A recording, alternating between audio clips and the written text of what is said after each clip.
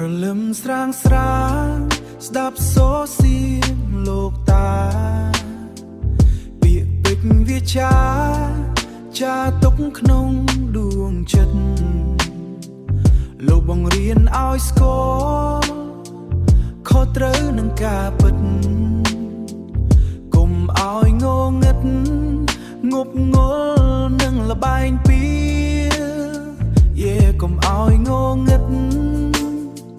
ស្ដាប់ពាក្យលោកតាមានចំណេះវិជ្ជា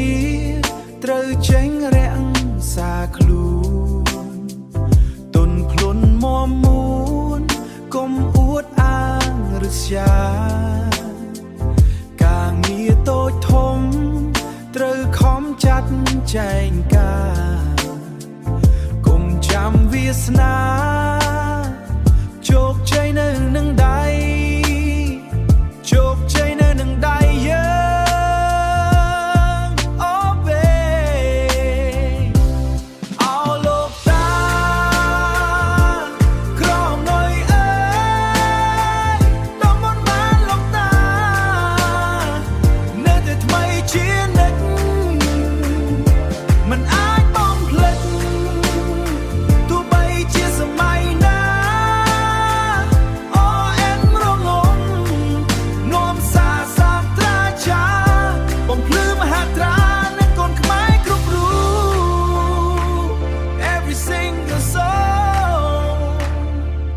ចេះស្រឡាញ់គ្នា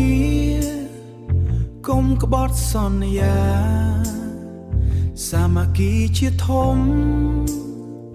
ទើបជាតិថ្លៃថ្លាកុំដើរមើងងាយអ្នកក្រខ្សត់ខ្សោយជាងយើងកុំឆ្មាំងឆ្មៃពេកខ្លាចធ្លាក់មកវិញសូនឈឹង